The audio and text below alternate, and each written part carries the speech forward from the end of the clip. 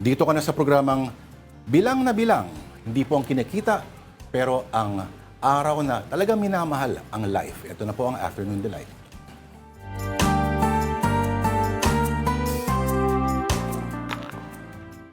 Kita ko yun yung video ni Chris Aquino tsaka ni Bimby. O talaga nagko-confirman sila kung like, does she like you? Mga ganyan-ganyan. Hindi. Kasi parang gumaganti lang yata yung nanay. Kasi naalala mo, pinipigilan din ng bata yung... Yung mga old videos nila na parang si ang kumakwestiyon, si Bimby. Idala akong tabloid, sayang, nasa kotse. Oh. 4 pala. Ang 4 o 5. Ang ano? Ang nakarelasyon, kahit may sakit. Parte sa 21 ng Abril. Naku, dami nangyayari. At nangyayari at mangyayari pa. As opening salvo, our theme is Images of Forces. So unang-una, ang napakalakas pa ring puwersa ng mga Duterte. Notable day tomorrow, April 22, para sa mag-amang Duterte. Now, at the House of Representatives, the Justice Committee resumes impeachment proceedings against Vice President Sara Duterte with focus on alleged ill-gotten wealth.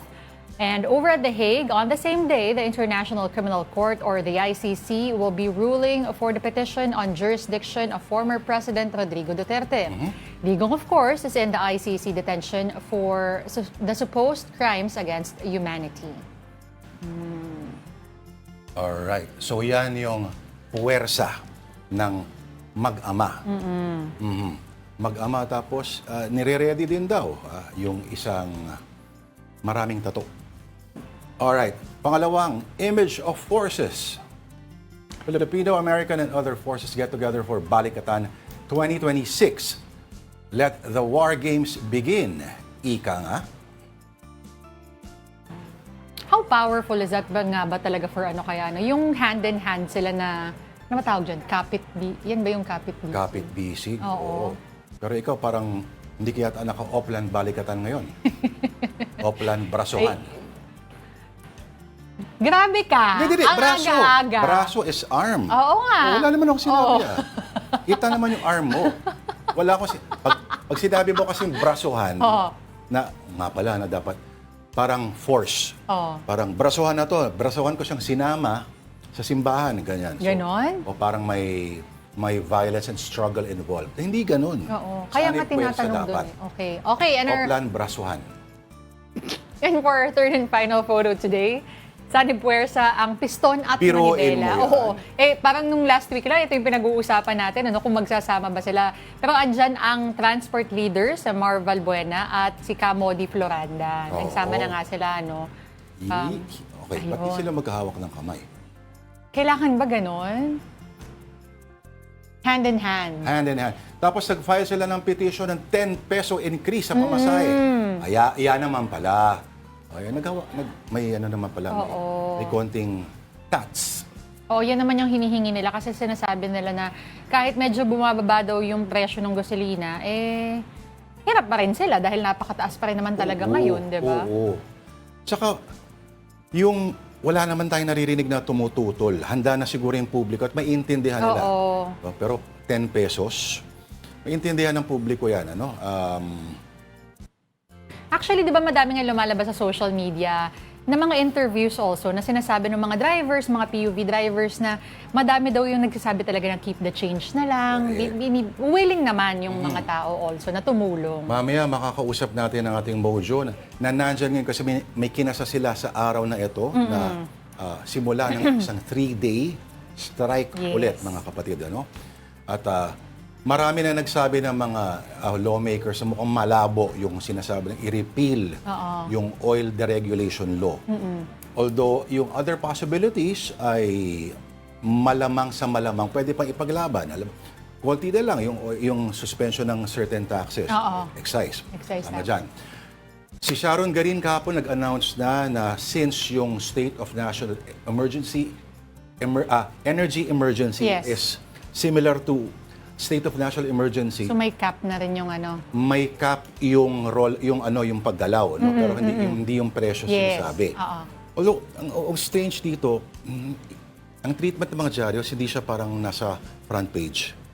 Kasi parang malaking kung totoo na i-impose ng executive yung karapatan at kapangyarihan nila na sabihin natin na to take on a more brasuhan role Oo. sa sa industriyang yan. Abangan po natin. Sige. And speaking of announcements, katulad nung sinabi mo kanina, malabo na rin pala for former Vice President Leni Robredo to seek the presidency in 2028, and she herself announced that and said that na parang sa tingin niya ay masyado daw maikse yung 3 taon with her role in Naga City, and mukhang she will be seeking for a second term there. In short, sa mga umaasa pa na si dating VP Leni will be seeking another shot at a national post. Okay. So, sabi nga nila, 3 years to paraphrase a very famous quote. 3 years is a short time for a good leader, but an eternity for crappy Ayun. leaders, mga ganun. So, more on today's transport strike in response to persisting fuel and transport issues. For updates, kasama po natin ang Mojo, si Ray Vicente. Ray, nasan ka ngayon? At ang grupong ba ito ay ang pinagsanib na pwersa ng manibela at ng piston? Yes, Good Denise, magandang tanghali. Nagsimula nga muli ang kilos protesta sa pangunguna ng grupong Manibela kaninang umaga mula alas 7 hanggang alas 9 ng umaga sa kahabaan ng Commonwealth, particularly sa Pilcoa Commonwealth, Quezon City. At syempre, kahit daw talaga may rollback na, pangalawang rollback na to simula nga ng isang linggo, pangunahin daw talaga nila ang panawagan, sana raw talaga mas ipababa o ibalik talaga sa dating preso na langis, which is 55 pesos kada litro, yung magiging presyuhan sa mga susunod na linggo, kasi ayon sa kanila kahit nag-rollback ay hindi raw talaga sapat ito para talaga magkaroon ng take home at mabuhay nga raw talaga yung pamilya nila. Pero maliban daw talaga dyan, Lord Denise, gusto nga raw talaga nila yung pagsusustinde, panawagan nila yung pagsusundin ng VAT, pati exercise at syempre yung pagbababasura ng oil deregulation law. Tama ka nga dyan, Lord, kanina nga nagsanib puwersa nga si chairman ng Piston na si Camodi at syempre itong chairman ng Manibela si Mar, na actually hindi naman ito talaga sanib puwersa dahil wala itong mga grupo ng Piston maliban na lamang sa chairman ng Piston kanina. Pero ayon naman sa kapag-uusap nila kanina, sinusubukan daw sila na magkaroon ng kumbaga joint rally sa mga susunod na linggo, lalo ay papalapit na yung Mayo 1 kung saan nga yung Labor Day. Kaya pag-iisipan daw nila kung magkakaroon sila ng pakikiisa, lalo isa lang naman daw kasi talaga yung pinaglalaban nila, dahil syempre itong mga jeepney drivers natin na sinasabi nga nila wala na raw sila natitake home, lalo nga kahit nga patuloy na nagkakaroon ng rollback, kulang na kulang pa rin daw talaga at hindi sapat. At yun nga, banggitin ko lang din, Lord Denise, yung hinaain nga nilang hirit nila na 10 pesos na fare hike na ayon talaga kay Piston Chairman kanina, hindi lang naman daw ito dahil sa patuloy na pagtaas ng presyo ng petrolyo ng mga nakaraang linggo, pero dahil daw talaga ito nung simula ng October 2023, hindi naman daw nagtaas pasahe, pero patuloy naman daw yung pagtaas presyo ng langis na actually mula October 2023, nasa 16 pesos na yung tinaas hanggang sa kasalukuyan. Pero tumataas din daw yung mga presyo ng pyesa, pero talaga nag-lead nga sa 10 pesos na hinihirit nila. Pero ayon naman sa grupo na Manibela, nire-respeto naman daw nila yung desisyon ng kanilang kapwa transport group. Pero ayon sa kanila, siguro sapat na raw yung 3 to 5 pesos para talaga maibsan kahit papano yung mga nawalang kita nila ng mga nakaraang linggo. Lord Denise. Ray, sorry. So, yung computation ng isa is dapat 10 pesos, isa 3 to 5 pesos naman. Pero sapat na ba talaga yung hanggang 5 piso? In-explain ba sa'yo how they computed naman for a much lower price increase na kanilang hinihiling? Well, Denise, hindi talaga specifically yung computation, pero ayon sa kanila kasi, naiintindihan nila yung sentimiento ng mga pasahero na baka naman makakuha sila ng kita mula nga sa mga nagdaang linggo, pero mawala naman daw sila ng pasahero kung mataas masyadong hinihiling nila. Kaya para sa kanila, yung 3 to 5 pesos sana sapat na raw. Pero yun nga yung hinainga nila, kahit yung piso nga, hindi suspendi pa rin hanggang ngayon, Denise. Okay. So, nabanggit mo kanina, Ray, Manibela, no? Ang nangunguna nitong nitong pagprotesta ni ito. Sa tansya mo, o baka may nakausap ka dyan ng mga polis, maggaano karami ang mga nagpo-protesta dyan? At may tanong ako, bakit recently nakahiligan nila na dyan ngayon sa Commonwealth magwelga? Dati kasi sa may bandang Welcome Rotonda, Espanya yan eh. Well, Lord, kanina ng tansa ko, medyo marami naman, pero kasi kinausap ko talaga specifically yung chairman ng Manibela kung ilan ba yung mga kasama nilang miyembro ng kanilang grupo. Sabi nila, 100% daw ng kanilang grupo sa NCR, sumama talaga sa kilos protesta, sumama sa Tigil Pasada, at sa kilos protesta naman, nasa iba't ibang lugar sila, no? So, hindi sila nakaantabay lang dito, particularly sa Commonwealth, sa Philcoa. At sa usapin naman doon sa kung bakit sa Philcoa, actually hindi ko talaga alam yung rason kung bakit dito. Pero sa mga susunod na linggo daw kasi talagang dito nila tina-target kasi siguro dahil dito rin marami yung mga pasahero. Kung makikita kasi natin meron tayong mga nag-videohan kanina, meron dito kumbaga talagang destination kung saan marami ang mga jeepney, pati mga mas nahihirapan yung mga commuter na talagang maghanap ng jeepney kanina. Pero madami daw iba-iba pang strike centers, Ray. Tsaka, sorry, matanong ko na lang din, babalik ako dun sa price increase na hinihingi nila. How confident are they? Or, let me rephrase that. Gaano ka-realistic para sa kanila na kung yung piso nga sunispend, times 10 pa tong hinihingi nila? I mean, do they see this actually happening? Yes, Denise, kung sa usapin muna sa Manibela chairman, talagang unrealistic yung mismong pahayag niya sa hinihirit nga ng pisto na 10 pesos. Kaya nga sabi nila, sana 3 to 5 pesos kasi baka ganun sa mga susunod na linggo, kung patuloy nga rollback, baka maging realistic pa kung paano. Pero ito naman sa Fiscon chairman, ang sabi naman niya, kahit unrealistic daw, talagang inahain pa rin nila kasi talagang kulang na kulang daw talaga yung nakukuha nila, lalo hindi lang naman yung presyo ng crudo yung tumaas sa mga nakarang linggo, pero yung mga presyo din ng bilihin, pati nga yung pyesa. Alright. Teka muna, ikaw ba yung natanong? Ngayon ay may rollback ng presyo. Pangalawang linggo na ng rollback ng presyo ng diesel. Sila ba kahit papano ay may positibong nakikita dito? O gaya ko kinakabahan din ba na kasi mas matindi yung balik, yung bawi? Bounce back, oo.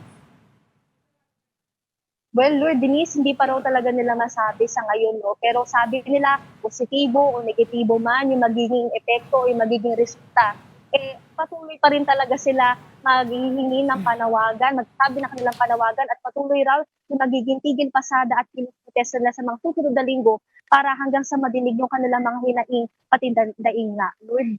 Alright, thank you for that update, mobile journalist Ray Vicente. Mag-ingat ka. Alright, at this point, we will be tossing you over to the Office of Ombudsman where they are holding a press con.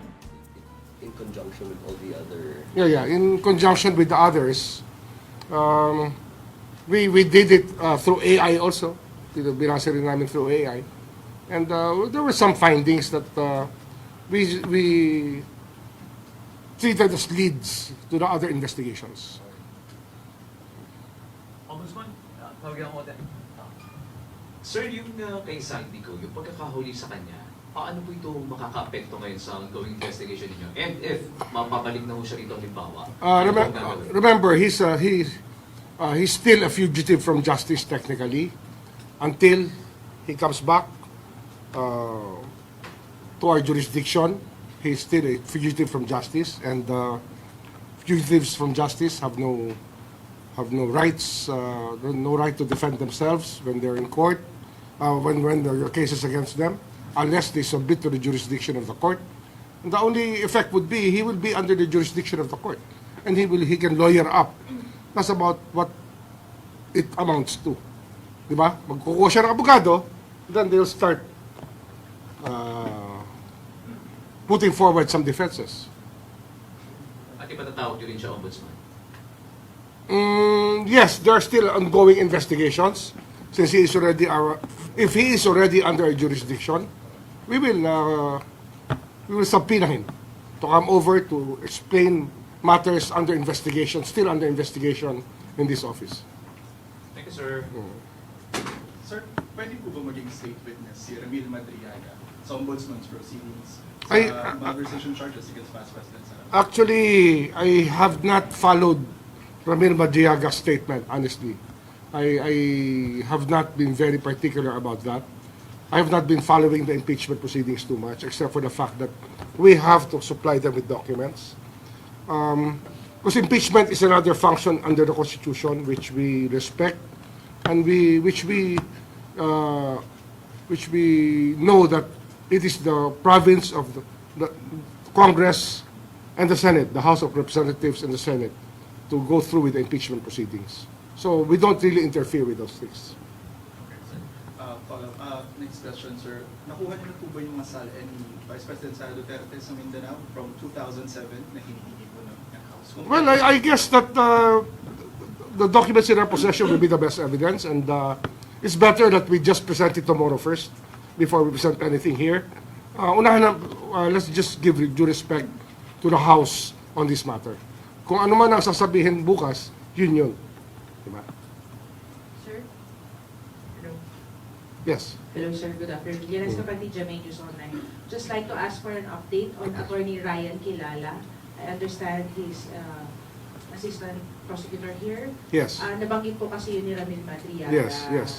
Sa affidavit niya, na-mention po kasi ni EO na We are may show cause order. We're reconstituting the IAB, and it will be a matter for the IAB to take up, the Internal Affairs Bureau, or board ba? Board, Internal Affairs Board. So, bahala na ang IAB to take care of that. Motu proprio, they can actually take up the case of Ramil, of Mr. Kilala. Sir, nag-ano ba siya? Kasi may show, I understand may show cause order. Nag-reply ba siya dun sa show cause order? I think he replied already. Pero sir, when can we expect resolution? from Well, the- we just wait for the... Kasi we are reconstituting the IAB na. So we'll just wait for the time when the IAB starts hearing it, and after it's rendered judgment, then we can tell you about it. But whatever happens internally in the Internal Affairs Bureau will still have to be under wraps to protect people who are there. Pero sir, he's not suspended or sanctioned. So, Not yet. Wala pa naman. But of course, we are noting the statements made as to his actions, and we will just ask him to elucidate on that later on. I think he has already explained himself through an affidavit, through a counter affidavit. So we'll see. sir, having heard that, na nabanggit yung ombudsman dun sa recipients allegedly ng confidential fund, will you issue a reminder, or is there a need to issue a reminder to prosecutors about being involved in these things? I don't think it's necessary. Everybody here knows our duty and what's legal and what's illegal. We are trying to look at the records of the CCTVs, if they're still existing. They're still trying to review it. We're doing our own thing here to check the veracity of the statements of Mr. Madriaga. Sir, sir, baka lang ako kay Zadico, sir. Do you have information if he is detained in Czech Republic or anywhere else in Europe? I think Meron he's. po ba kayong information? I think the Czech Republic and the European Commission will be the one to take care of it, because it's a violation of their local law, the law of the Union. That's why an immigration violation there resonates all throughout the different member states of the European Union. Given na, wala naman siya. I think that the executive department will be. I was told that they will be sending a delegation there to coordinate with the Czech authorities and of course with the EU on this matter. At this point, sir, kailangan ba yung mga statements ni Zaldico for a successful prosecution sa flood control cases? Well, Or not necessarily? jurisdiction over his body, over his person, is what we really want to happen, so that we can actually make a very good hearing out of it, so that he can defend himself, and so that the justices who are hearing the cases will be able to render the proper judgment. And mahalaga yun eh. Mahalaga sa akin, mag-due process, mapangalagaan yung karapatan ng bawat isa. Basta accused naman, hindi naman presumed guilty yan eh. Di ba? ano pa rin yan, meron pa rin presumption of innocence. Kaya lang, kailangan sagutin na yung mga tanong. And again, that was Ombudsman Boying Remulla answering some questions on Zaldico and other issues, including the witness, Ramil Madriaga, the supposed self-confessed bagman of the Vice President, Sara Duterte. Marami pang issues dyan na hindi natin alam kung kanina napag-usapan na before tayo nag-listen in. Nako, kasi bukas din the Ombudsman Boying Remulla is set to appear before the House Committee on Justice, along with former Senator Antonio Trillanes in relation to Sara Duterte, VP Sara Duterte's preliminary, Clarificatory. The clarificatory hearings, before that would eventually lead to the impeachment process. Pero okay, more on that later, abangan nila sa StoryCon later this afternoon. All right, so still on the transport and fuel crisis, the fuel subsidy for drivers continues despite the latest oil price rollback. And for details, we go to Mobile Journal. Francis Rivera. Francis, okay, marami na bang nag-avail ng subsidy at wala nang tao sa likod mo, Francis? Mukhang maayos ba nangyari o may sabit pa rin? Magandang hapon, Pops Lord and Denise. Actually, in fairness naman dito, organized yung nangyaring pamamahagi nga ng 10 pesos fuel subsidy para doon sa ating mga kapatid na tsuper, no? Actually, medyo ganito nga yung sitwasyon dito, medyo malinit. And dito kasi sa Espanya, yung mga jeep na mga galing Fairview, mga may biyaheng Quiapo, halos dito nagpapagas. Ano? At yung iba nga sa kanila, nakita natin kanina kung paano yung naging proseso. No? At yung staff dito, yung gasoline staff dito, ini-encode o tinatype yung plate number na dala-dala na jeepney ng isang chopper at kung qualified sila, automatic magkakaroon nga sila dito ng 10 pesos na diskwento o sa kada litro ng ikakarga sa kanilang diesel. Hindi lang to exclusive para doon sa ating mga kapatid na chopper na jeepney, maging doon sa mga UV, mga driver na UV Express, maging sila kanina nakita rin natin nakapag-avail nitong 10 pesos na discount or itong 10 pesos fuel subsidy para sa kanila. So tuloy-tuloy daw yan. And as of the moment, ang presyo na ng diesel nasa 100 dito sa nakakatayuan natin, 110 pesos kada liter. At dito naman sa gasolina, 83 pesos kada litro ang presyo naman ng gasolina. Pops Lord and Denise. Francis, saan karamihan yung mga gasolinahan na yan na nagbibigay ng 10 pisong ayuda? And is there a way also for the drivers to check prior dun sa kanilang biyahe kung saan nga ba sila pwedeng pumunta? Kasi syempre yung iba dyan gusto i-maximize yan na pag medyo paubos na yung gasolina tsaka magkakarga nung may diskwento na 10 piso.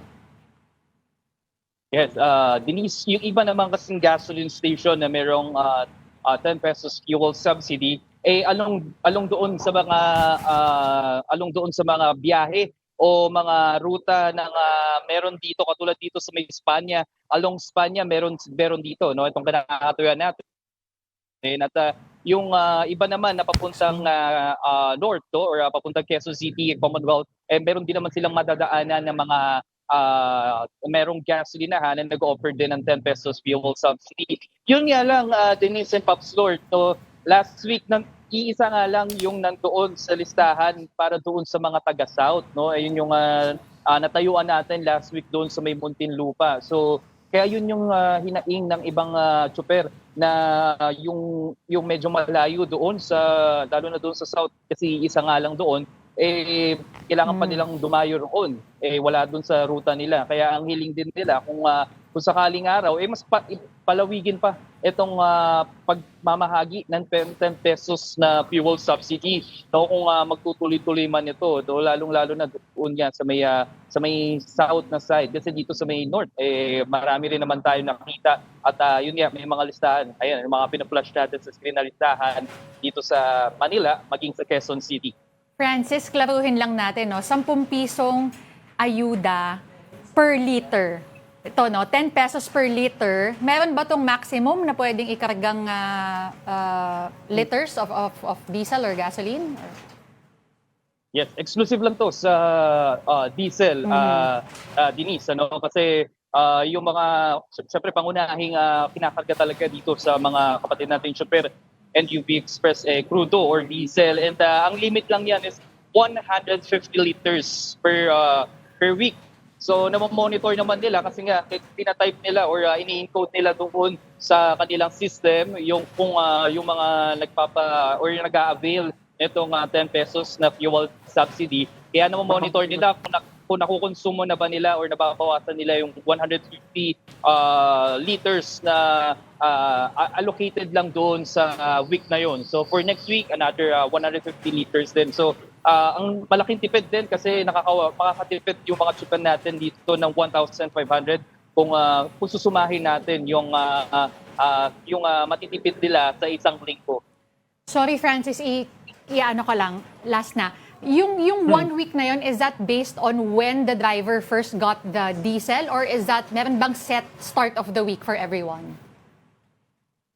Yes, nag-i-start yan. Siyempre kung kailan nag-purchase or nag-avail itong mga jeepney driver natin. Ano? At like for example, ngayon, kasi nga nagpalit din ng presyo, so ngayon sila mag-a-avail. So another week naman yan for next week na pagpapalitan ng presyo. So depende kasi yun doon sa nakikita natin, depende doon sa mga super, no? Kasi yung ibang super naman sa ibang gas dito sila magpapakarga, pero sa ibang gasoline din nagpapakarga sila kung saan sila abutin. So hindi naman totally nakukonsume yung 150 na liters na for that week. So panibagong 150 naman sa susunod na linggo para doon sa mga chuper na mag-a-avail nito. Okay.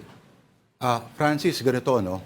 Kasi baka marami tayong kababayan na kung gaano karami yung mga kaso sa mga flood control at nakakalito minsan, yung ayuda ngayon, maraming klaseng ayuda din, baka may tendency na maka-overwhelm, nakakalito. Hindi nila alam na mayroong mga gasoline stations na babayaran ng gobyerno para mag-offer ng mas murang diesel. Ganon ba yon, Francis? Yes, Pops Lord, tama ka dyan. Ano? Okay. Bukod doon sa pag-offer ng mas mura, sila din bibigay din sila ng diskwentong 10 pesos para doon sa kada litro ng diesel. Yun nga. Yung diskwentong yon, ang sasagot, ang mag-offset ba nun ay yung gobyerno? Yun, di ba? Hindi, Yes, Pops Lord, hindi tama ka yun dyan. dahil sa kabutihang loob ng mga may-ari nitong gasolinahan. Okay, pero tapos, meron bang mga signage yung mga gas? May mga fina-flash tayo ngayon ng mga listahan ng mga gasolinahan na nag-o-offer ng discounted na yung kumbaga mga subsidized na may 10 pesos. 10 pesos. May mga may signage ba dyan na 10 pesos off? Ito yung parang may paayuda na may menos 10 pesos. Meron? Yes, Pops Lord, dito sa may harapan mismo. So wait up. Rotate lang natin. Ayan, ito yun. Pops Lord, sa harapan mismo yan ng kanilang My God, ang laki. Kitang-kita sa malayo yan. Yes. And kita naman siya kung along the pero medyo visible naman, pero kung medyo tago kasi may mga poste dito. So, kung alam niyo itong kahabaan ng Spanya na to, dito sa may instruction, may mga poste din puno rin. So medyo medyo tago rin. Pero kita naman to kung papasok ka talaga, sasadyain mo lang. Ayun na nga. Oo. Matapatan lang ng isang mabagal na kotse yan, So, hindi mo na makikita. ikaw, Francis, ay nasa gasoline station na nagsisimula sa letter H, no? At nagtatapos sa L. Tama? M, letter M and L. M and L. Phil Shell. Oo. Oo. Pero okay. Francis, Phil Oil. Hindi siya yung kasama sa mga top 3, no? Pero pagkakaalam mo ba, pati rin yung mga Caltex, Petronas, Shell, ay may mga rin? Subsidy? May mga subsidized din sila ng mga branches. Meron, Pops Lord. And last week, nakatayo-practice ang Phoenix O yun yung gasoline. O kung okay lang, sorry kung okay lang mabanggit. No? Yung Phoenix na gas station, yung tinatayuan natin. And based doon sa list, meron din naman ng mga ayan, katulad ng Shell and Uni Oil, and yung mga Petron na along ng Quezon City and Commonwealth. So meron din namang mga big company na merong nag-offer ng 10 pesos fuel subsidy, at meron din mga small player katulad nitong kinakatuyan natin, Pop Store, na nag-offer din ng 10 pesos fuel subsidy na marami din talaga. Kanina pang umaga, marami din talaga dumarating dito at nag-avail na mga kapatid nating tsuper. Oo. Pero malamang mag-aantayan hanggang mamaya kasi mamaya pa yung rollback. Oo. Alam mo na pag rollback, Medyo late, ano? medyo late. Mga 6 yan hanggang... Okay, maraming salamat. Naguulat po mula sa Maynila sa gasoline station na Shell. Ang pangalan, Mobile Journal, Francis Rivera. And it's time to take our first break. And as we do so here, we bring you the global headlines from the Associated Press. Magbabalik po ang Afternoon Delight. This is AP News Minute. Israeli Prime Minister Benjamin Netanyahu declared Israel's, quote, superiority over the Iranian axis in his Memorial Day speech in Jerusalem on Monday. Netanyahu spoke at the event's opening ceremony at the Old City of Jerusalem's Western Wall. Egypt's President Abdel Fattah el-Sisi met Monday with Mossad Boulos, the U.S. Senior Advisor for Arab and African Affairs, in Cairo to discuss conflicts in Sudan and Lebanon. A mother and 6 children ranging in age from 3 to 11 were killed in an explosion and fire at a central Pennsylvania home, according to authorities. The cause of the explosion is under investigation. And Pope Leo XIV left the Angolan city of Sorimo on Monday after leading a Holy Mass at the Sorimo Esplanade and visiting a local nursing home. The Pope has already visited Algeria and Cameroon and will head to Equatorial Guinea on Tuesday for the final leg of his tour.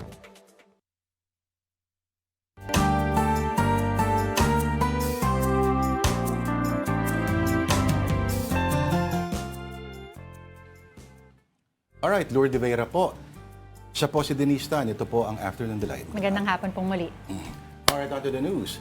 Overseas, Iran claims that the United States violated their ceasefire agreement by seizing an Iranian-flagged vessel near the Strait of Hormuz. This comes as Pakistan readies for a second round of peace talks. And here's the report.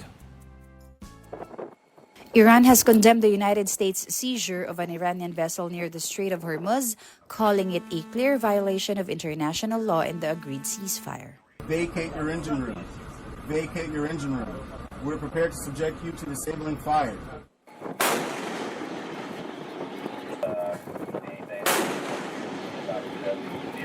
Iran's Joint Military Command vowed to respond, further straining the fragile truce just days before it is set to expire. Tehran also warned that the Strait of Hormuz would remain closed as long as the United States maintain a naval blockade on Iran. Meanwhile, Pakistani authorities are preparing to host a second round of talks between Iran and the United States, though uncertainty remains over whether the negotiations will push through. Iranian Foreign Ministry spokesperson Ismail Baghai said Tehran has no confirmed plans yet to attend, but did not rule out participation in future talks. The White House said Vice President J.D. Vance, who led the first round of face-to-face talks last weekend, will head the U.S. delegation to Pakistan, along with envoys Steve Witkoff and Jared Kushner. The fragile ceasefire between the United States and Iran is set to expire on Wednesday.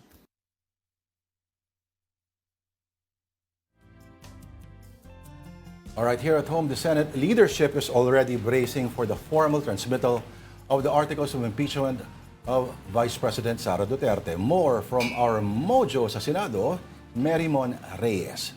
Merrimon, ano ng paghahanda ng ginagawa ng Senado?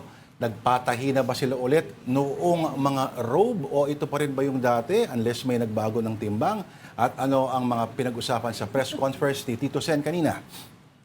Lourdes, Denise, sabi ni Senate President Tito Soto, with or without the impeachment or an impeachment daw, part ng job order, lalong-lalo na ng Senate Legal Department na mag-prepare na. At ang sinasabi nga ni SP, kabilang na rin dito yung robes, though hindi pa siya masyado na pag-uusapan, is mas maganda raw na maging handa na just in case lang daw at para hindi magkaroon ng biglaan na hindi raw alam yung gagawin. Kabilang sa preparation, especially from the majority, pinangunahan ni SP Soto, is yung pagre-refresh daw ng Senate impeachment rules dahil daw possibly may mga presiding officers daw na merong contests or may questions or inquiries na kailangan alam daw nila kung paano sasagutin or i-approach. Kabilang na rin dyan na sinabihan niya na rin, inabisuhan niya, nagpatawag ng dinner meeting itong si SP Soto, kasama raw ang members of the Senate Majority Bloc tungkol nga dito na magkaroon na ng refresher. And as early as the first week of May, kung sakali daw na matransmit na from the House, makapag-decide na o makapagboto na ang Kamara dito, pwede na makapag-convene agad. Kahit daw by May 4, yun yung pagbabalik kasi ng session dito.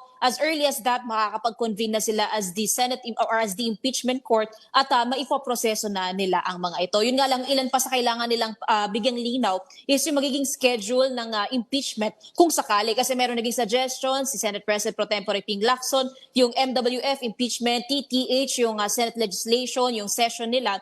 Pero sa committee, Senate rules daw kasi tungkol sa impeachment. So far kasi lumalabas is 3 o'clock in the afternoon onwards, Senate session pa rin yan. 2 p.m. upwards, so 2 p.m. and earlier, yun yung mabibigay na oras para sa impeachment. But then again, since may suggestion nga, andyan din daw yung existing na rules, kailangan daw nilang linawin. So it's either by pagbabalik ng session, by May, o kaya naman magpapa-caucus ang Senado, doon daw nila lilinawin kung paano nga ba ang magiging scheduling nito. Pero malinaw ang sinabi ni SP Soto, alam niya raw ang ibig sabihin ng forthwith, and they will proceed forthwith and with dispatch kapag umakyat na nga dito sa Senado ang impeachment laban kay VP Sara Duterte. Para may patsa ayon, yung forthwith Oo na nga yun. Parinig yun. Klaro sa kanya yun. Okay. Nag-react si Tito Sen recently sa sinabi ni Attorney Sal Panelo, no? Na yung meron daw 4 na who have made their minds sa kanilang boto sa impeachment if ever. Pero pwede mo ring ibalik yung tanong, di ba? Hindi ho ba na meron din ang mga solid dyan na mga supporters ni VP Sara na pwede mo ring husgahan ng parang ganun. Pero higit, ano ba ang mangyayari, halimbawa, dapat ba maging physically present na, halimbawa, si Bato de la Rosa, kung pagdating sa voting, kung siya ba ay ibibilang ba, pwede bang mag-vote in absentia? Lord, yan yung sinabi ni SP Soto na lahat daw muna, yung tungkol doon sa mga aligasyon daw na binabato sa kanya, nababanggit pa nga si Senator Ping Lacson, maganda raw dapat itapon na lang daw yan sa basura kasi hindi raw yan makakatulong. At naniniwala rin naman si SP Soto na bagaman may lumalabas nga na yung may alliances, do ayaw niyang makita na may mga alyansang nangyayari dito sa Senado kaya VP Sara Duterte, dapat maging impartial at neutral daw ang mga senador, lalo na kapag kagagampanan nila ang kanilang tungkulin bilang Senate, bilang magiging juros ng impeachment laban kay VP Sara. So lahat ng mga ito, ang sinasabi niya, kailangan paghandaan, pero dapat maging malinaw rin daw sa mga senador kapag naging senator judge na sila, yung neutrality, na lahat ng magiging boto o desisyon nila ay nakabase sa cross-examination at mga ebidensya daw na ilalatag dito sa Senate Impeachment Court. Alright. On that note, maraming salamat sa ating mojo sa Senado, si Mary Mon Reyes. Thank you, Mary Mon. Meanwhile, at the lower house, the Justice Committee is preparing for day 3 of determining probable cause in the impeachment complaints against VP Sara Duterte. And for the details, we have mobile journalist Amy Atienza. Okay, Amy, what can we expect in tomorrow's hearings? Yes, good afternoon, Lord Denise. Bukas nga ay inaasahan na yung ikatlong araw ng pagdinig ng House Justice Committee tungkol pa rin sa impeachment case ni Vice President Sara Duterte. Kung last time, noong April 14, napag-usapan na yung sa confidential funds, kung saan nga narinig na natin yung mga pahayag din ni alleged bagman Ramil Madriaga tungkol nga sa paggasta nitong 125 million pesos in less than a day, pati na rin yung paninindigan din ng Commission on Audit tungkol nga dun sa notice of disallowance, kaugnay naman nung 73 million pesos na confidential funds si Vice President Sara Duterte. Bukas, ang mapapag-usapan naman ng House Justice Committee ay yung unexplained wealth naman ni Vice President Sara Duterte at ng kanya na ring asawa ni si Attorney Manasseh Carpio. So, naimbitahan din bukas at ang aasahan nating magsalita din bukas ay ang Office of the Ombudsman, ang Bureau of Internal Revenue, Securities and Exchange Commission, pati ang Anti-Money Laundering Council para nga maipakita yung mga dokumento rin nakaakibat nga nitong sa impeachment at nakapaloob sa alegasyon ng mga inihaing reklamo laban kay Vice President Sara Duterte. At bukas din, ine-expect natin na magpakita dito si former Senator Sonny Trillanes para nga din sa unexplained wealth ni VP Sara. Thank you for that report. Again, that was mobile journalist Amy Atienza reporting to us live from the House of Representatives. Meantime, here is a quick rundown of more stories on One News. The Department of Education has approved a new 3-term school calendar for school year 2026-2027. Classes are set to run from June 8, 2026 to April 8, 2027 for a total of 201 class days. The schedule introduces longer terms aimed at improving lesson pacing, student mastery, and teaching conditions. The policy also allows calendar adjustments if needed, while private schools and universities may adopt the framework provided they meet required class days and opening dates. Energy Secretary Sharon Guerin warned oil firms against excessive price hikes and said adjustments will be closely monitored. Guerin said existing powers allow the government to regulate price movements and penalize non-compliance. Meantime, about 21,000 metric tons of LPG buffer stocks are set to arrive from the United States via Singapore between the 3rd and last week of May.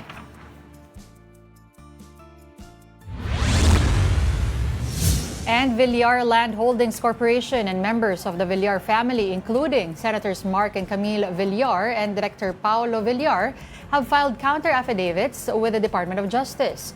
They are seeking the dismissal of fraud complaints filed by the Securities and Exchange Commission. Former Senators Manuel and Cynthia Villar also submitted a verified motion, while Virgilio Villar earlier filed his statement in connection with the case. The SEC accused the companies of making false and misleading statements and defrauding investors, which the Villars denied, saying their actions were done in good faith.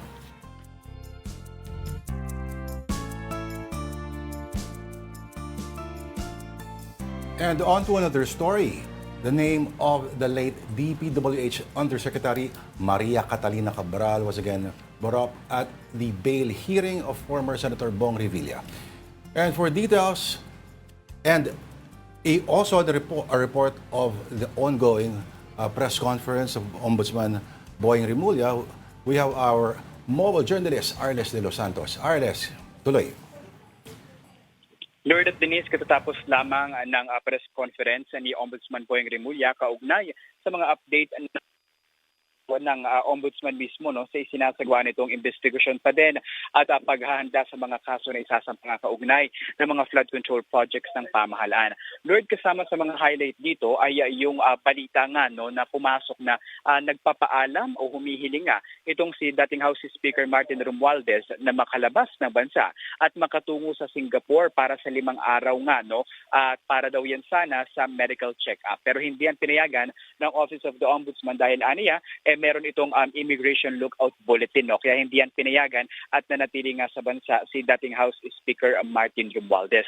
Kabukod dyan ay hinihiling na rin ng Office of the Ombudsman na ma-freeze ng Anti-Money Laundering Council o AMLAC ang mga ari-arian nito dahil nga sa patuloy na investigasyon kaugnay ng korupsyon. At hindi na lang ito para doon sa flood control scandal kundi sa iba pang mga hard infrastructure na tinatawag at yung mga pondo na pinagagamitan sa kanyang panunungkulan bilang House Speaker at bilang mambabatas. Arles, okay, doon sa issue nung pagbanggit sa pangalan ni Maria Catalina Cabral, baka marami magtataka na, ano ngayon, hindi ba ang tagal-tagal lang nabanggit yan? Actually, Lord, kasama yan sa mga tinanong natin sa Office of the Ombudsman dahil kung matatandaan ninyo, yung mga file na nandoon sa DPWH ay itinransmit na yung office yung mga file mula DPWH na nasa opisina ni dating Undersecretary Catalina Cabral ay itinurn over na sa Office of the Ombudsman. At dito nga ay nakita na si dating Senador Bong Revilla, yung umano'y proponent ng Natbisto na umano'y Ghost Flood Control Project sa Pandi, Bulacan. Ito kasi, Lord, ay makapal na listahan at ito ay nanggaling daw mismo doon sa planning services ng DPWH. At ito daw mismo, si Undersecretary Catalina Cabral ang nag-utos mismo, verbally na nagsabi na ipasok sa budget itong proyekto na ito sa Pandi, Bulacan. At actually, initially, sa NEP, wala raw talaga ito sa listahan. Pero nagpasa ng errata ang DPWH na kasama na yung hindi nga bababa sa 10 mga proyekto na proponent umano si dating Senador Bong Revilla. So existing actually, Lord, talaga yung Cabral files, kailangan lamang talaga ma-determine kung saang anggulo ito. Dahil merong mga planning stage. No? Sa NEP, may proseso, ano makakasama. Pagdating ng GAP, may proseso, ano makakasama. Until later on, ma-finalize na nga yung General Appropriations Act. Okay. Arles, balik ako doon. Punta tayo sa yung bail hearing mismo. Sino-sino yung mga witnesses na humarap? At meron ba silang bagong naisiwalat?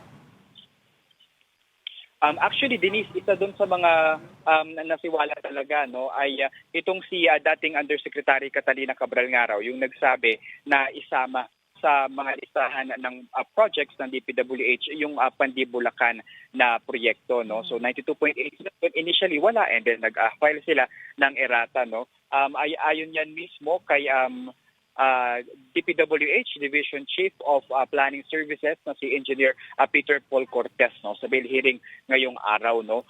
Bit-bit niya actually yung original at certified true copy doon sa 3rd Division ng Sandigan Bayan.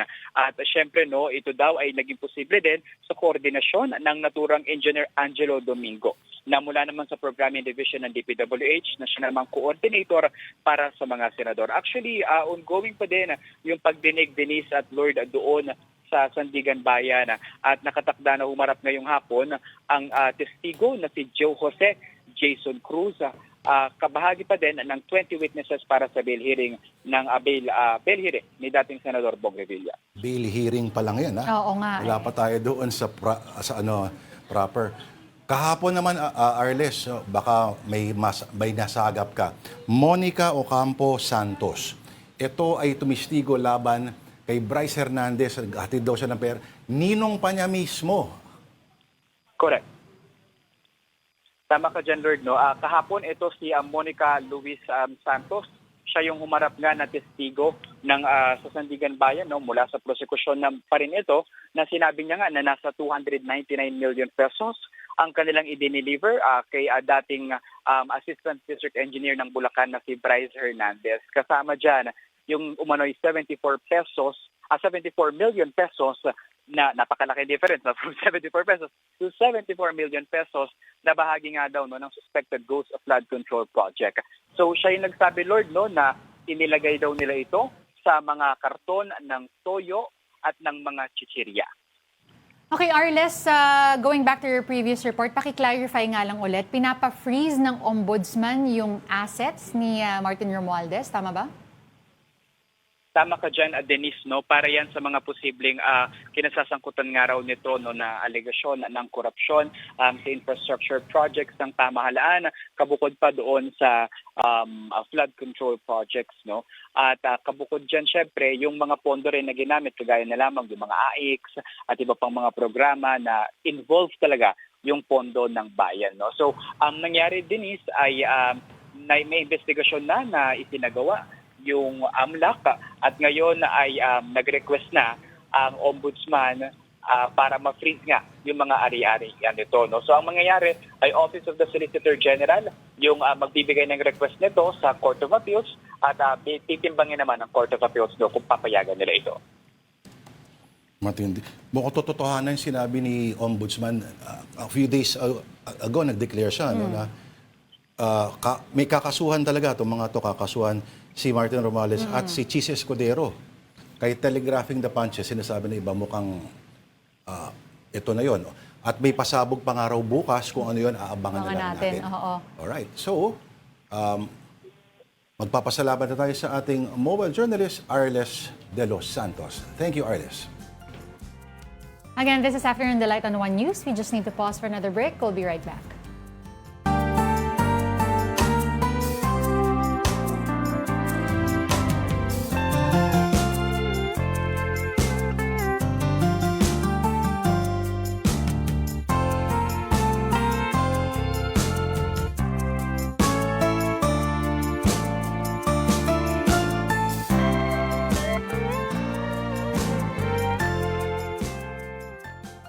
And you're still watching Afternoon Delight. Thank you for staying with us. And our delight of the week ay queso pa rin. Kaya meron tayong delight of the day na lasagna. Excited Sweet ako. dreams are made of cheese. Yun. I agree. Oh, Pakita natin direct. Ayan. Oh, Who am I to sorry. parang ibang kanta na yun, ano? It's a pitch, oo. Teka, tikman na natin yung lasagna. Hindi ako nag-lunch kasi nakita ko lasagna. Hoy, wala akong sinabing braso. Ibalik mo ba na ibalik? Sabi ko lang, kung merong Oplan balikatan kapag nakaka-off shoulder, ito naman Oplan. Yung kaibigan natin sa labas si Tin ang mahilig mag-offline balik at Yan, oo. Ikaw naman Oplan bakunahan.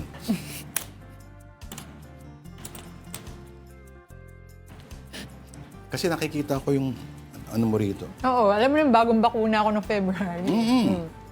Ayaw nga pala. Here are some stories on social media. Ano naman news, DOE launches Oras Natin sa Efficiency to Conserve Energy.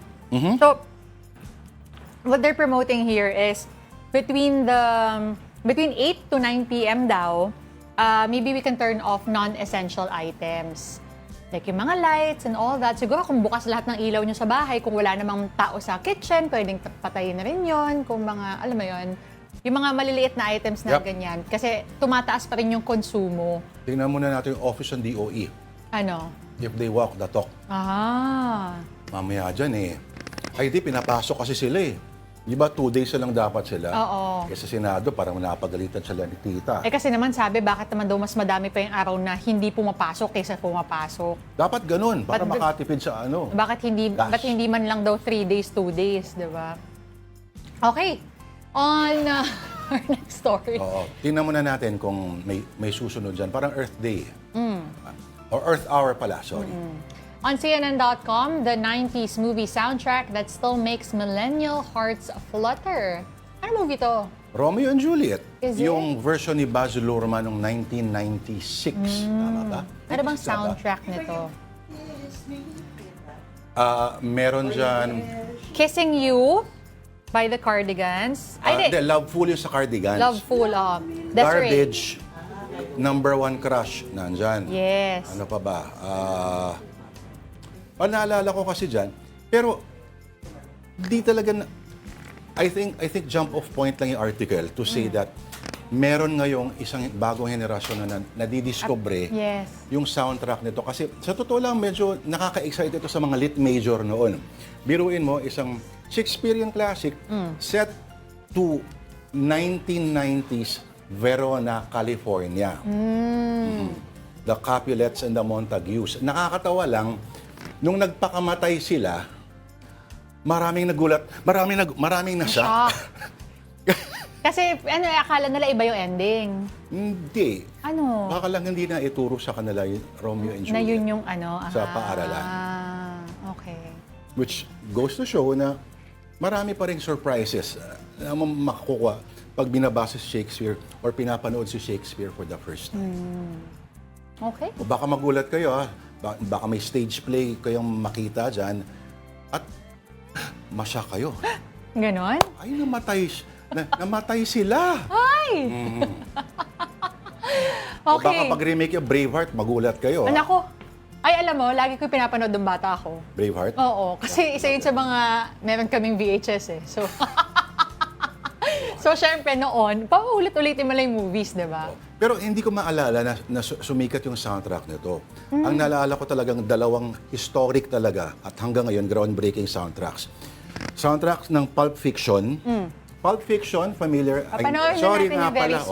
Kasi yung surf rock yun Plus, yung soundtrack ng Trainspotting. Yan. Ano yun? Yun talaga yung para sa akin, ang sikreto ng great soundtrack yung pelikula ay maririnig mo pag narinig mo yung kanta. Parang yung Saturday Night Fever, one of the greatest soundtracks of all time din. Okay. At yung, I agree. Dirty Dancing, yan. Pero Saturday Night Fever, parang Grease din, yan. At lahat yan, meron akong plaka. Except for Trainspotting pala. Hanapin mo na yan. Okay. O sige. Ito, oras, isang minuto pa tayo. Mabilis Ay, wala na pala. Batiin natin lahat na nanonood the Afternoon Delight via live streaming on Facebook, YouTube, and TikTok. Umpisan ko na Ninong Lito Pasco, who's celebrating his 75th birthday today. Happy birthday po! Wala na tayong time batiin si Ninong ng happy birthday. Pati si Aaron Revilla, wala na tayong batiin. At si Marion Ladja, at sino pang wala na tayong oras batiin? Elmo Ay. Cardenas. Tito Redel, Tita Jane Catapia, Wala na tayong syempre. oras. Okay. Mike Policarpio, out of time na rin tayo. Sino pa ba? Prof. Mark Pasco. Wala na tayong oras. Rebo. Pasensya na po. Rebo. Oh, Alex Sorry. Fuentes, Elmo Cardenas. May ka pa paumanhin. Hey. Sagarin natin. Okay. Alright, that will have to do it for us this Tuesday, April 21. Thank you for watching Afternoon Delight. Ako po, si Denise Tan. Okay, join us again tomorrow 2 p.m. Lourdes de Vera po ako. Kapatid, we are one news, all sides, all the time. Have a delightful afternoon.